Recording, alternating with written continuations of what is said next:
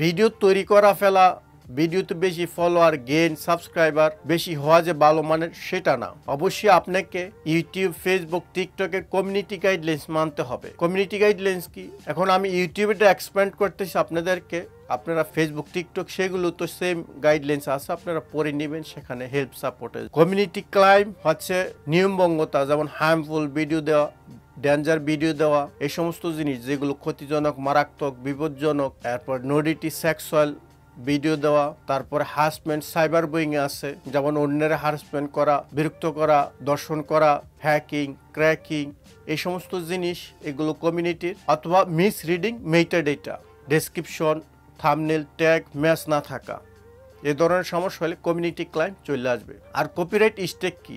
Copyright strike হচ্ছে অন্যের sound ব্যবহার করা, অন্যের ভিডিও ব্যবহার করা, অন্যের সং ব্যবহার করা, অন্যের ফটো ব্যবহার করা, অন্যের লাইসেন্স ছাড়া অন্য কিছু ব্যবহার করা, সেটাকেই বলা হয় কপিরাইট স্ট্রাইক।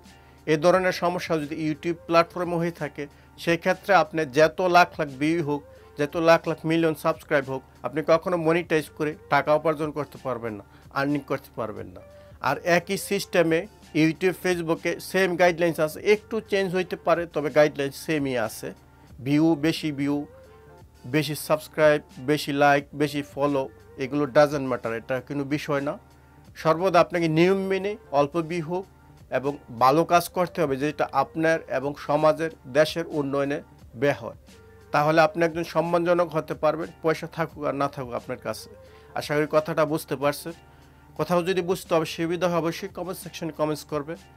আর সাবস্ক্রাইব করে পাশে থাকুন। ভালো থাকুন, সুস্থ থাকুন। সুস্থ থাকার কামনা শেষ করছি। আল্লাহ হাফেজ।